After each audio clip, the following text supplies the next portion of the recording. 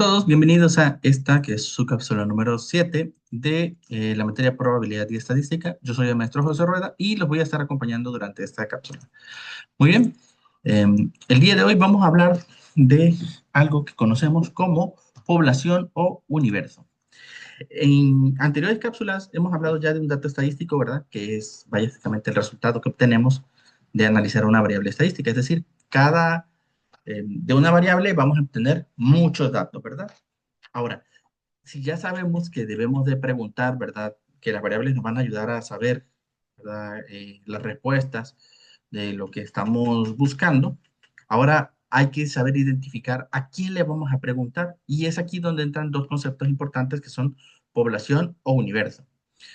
En general, una población va a ser un conjunto de medidas o el recuento de todos los individuos que presentan una característica en común. El término población se usa para detonar el conjunto de elementos o denominar el conjunto de elementos del cual se extrae. Estos elementos pueden ser personas, animales, objetos. Por ejemplo, como en el caso de la imagen, ¿verdad? Los niños de 10 años en México.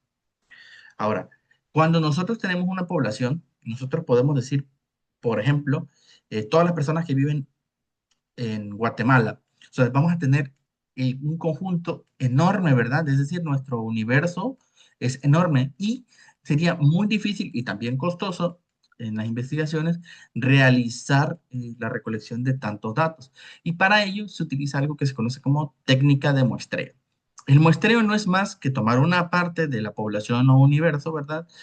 Y verificar que sea representativa. ¿Ok?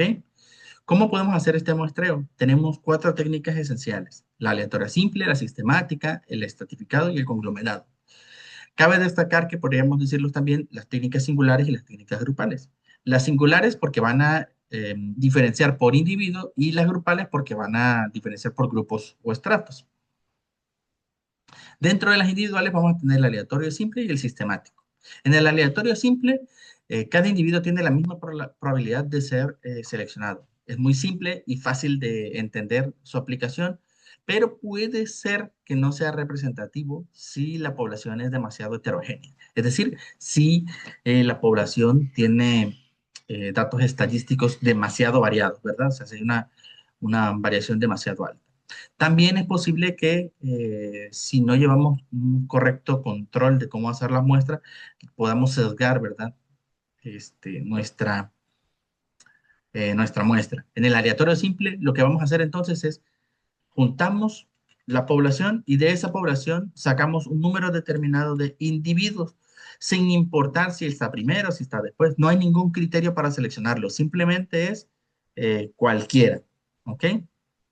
Y eh, no llevan ningún orden. En cambio, en el que decimos sistemático, se selecciona la caésima persona o el caésimo individuo de una lista ordenada. Y aquí es donde es la principal diferencia. En el aleatorio simple nosotros no ordenamos nada. A cómo se encuentre mezclada, digamos, la población, de ahí tomamos nuestra muestra. En el sistemático nosotros tenemos que ordenar, ¿verdad? Ordenar los individuos. Es muy fácil de implementar porque una vez ordenados los individuos, solo decimos, por ejemplo, cuando dicen caésimo, decimos, ¿sabes qué? El tercer individuo de, o cada tres, una muestra por cada tres personas. Pues ya sabemos que uno, 2, 3, esta es la muestra. Uno, 2, 3, esta es la muestra. Uno, 2, 3, esta es la muestra, ¿no? Pero tiene un problema. Si nosotros empezamos por el primer individuo, posiblemente estemos sesgando una parte importante de los últimos. Y si nos salteamos los primeros individuos, posiblemente estemos sesgando los resultados más bajos del estudio, ¿verdad? Entonces, tiene esos temitas.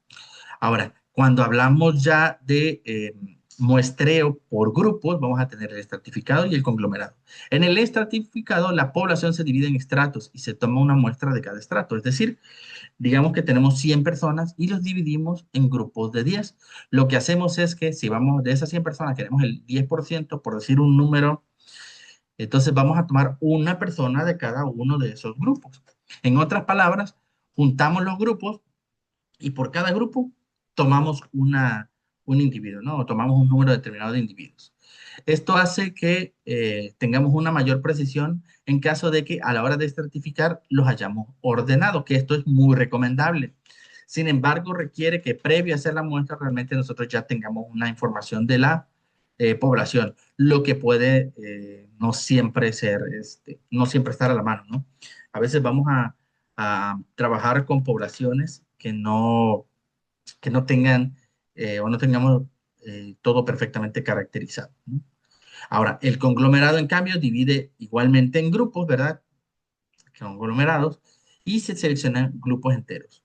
Es útil para poblaciones que son enormes, que es lo que normalmente se hace, por ejemplo, cuando se hacen encuestas políticas, ¿verdad?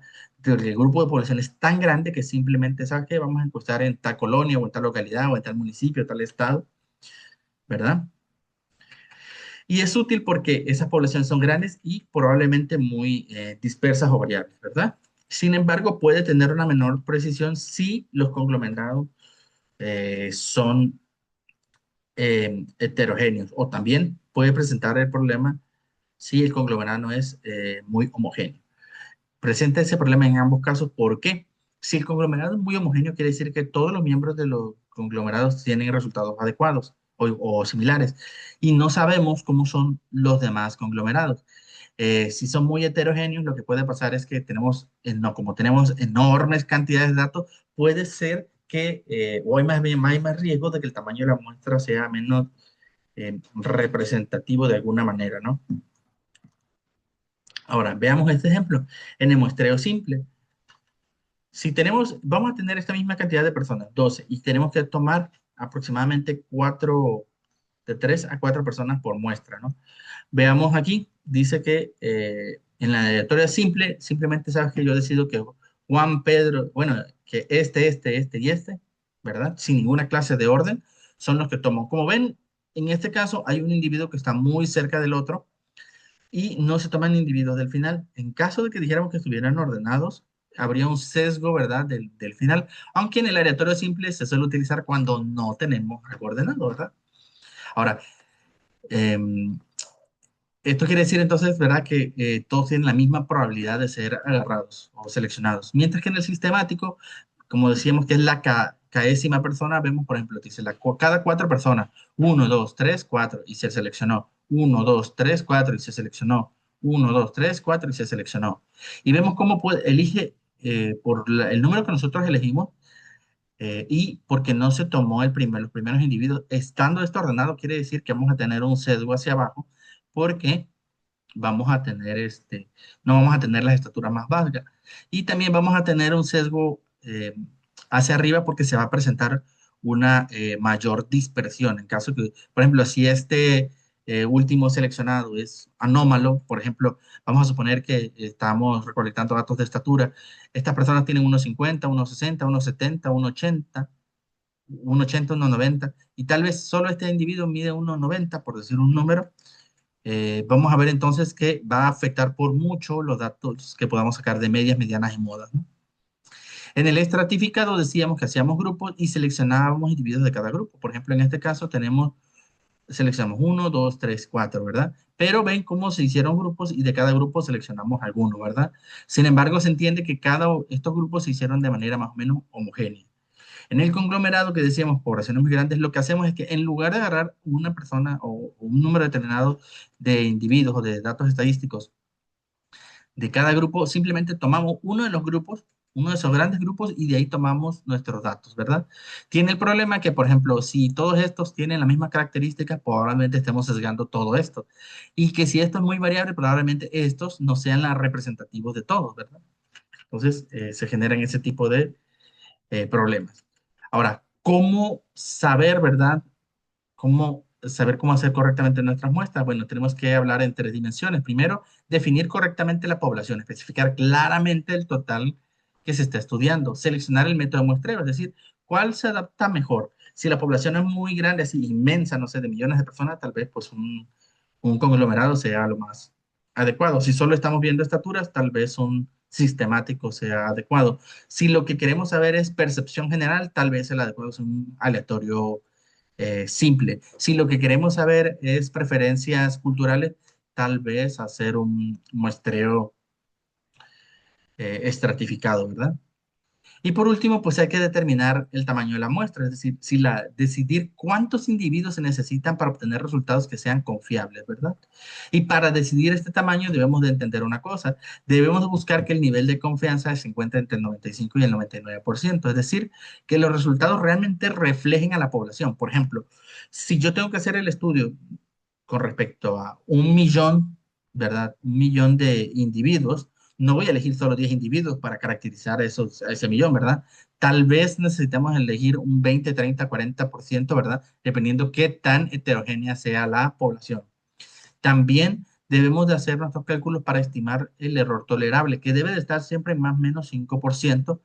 Y asimismo debemos de considerar la variabilidad de la población, es decir, qué tan dispersos están los datos que pudiéramos encontrar en la población. Eso es un estimado, ¿verdad? Y obviamente el tamaño de la población en general. Por último, vamos a decir que vamos a tener en cuenta cómo recolectar correctamente los datos, cómo analizar correctamente los datos y cómo inferir correctamente los datos. Es decir, una vez que ya decidimos el tamaño de muestra, que ya está todo determinado, vamos a proseguir con la recolección de los datos, el análisis de los mismos y la inferencia. De aquí que vamos a entender que una investigación estadística, que es la que hacemos casi todos los científicos y profesionales, va a ir desde la definición del problema a atender, que el problema no tiene una connotación mala. Normalmente para una investigación de cualquier tipo, ya sea académica o industrial, se define como problema como cualquier cosa que nosotros queramos saber, ¿verdad? Se diseña el método por el que se va a entender el fenómeno, se recolectan los datos, aquí es donde van.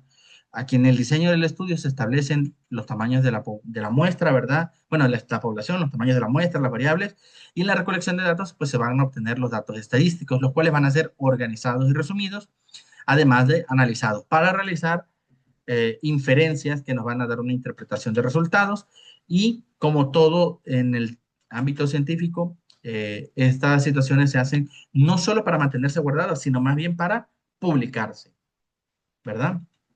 Así, este ciclo, ¿verdad? De 7 etapas se repite en cualquier trabajo de investigación o en cualquier trabajo de desarrollo industrial que requiere el análisis estadístico de los fenómenos. Muy bien, eso es todo por esta cápsula. Nos vemos en la siguiente.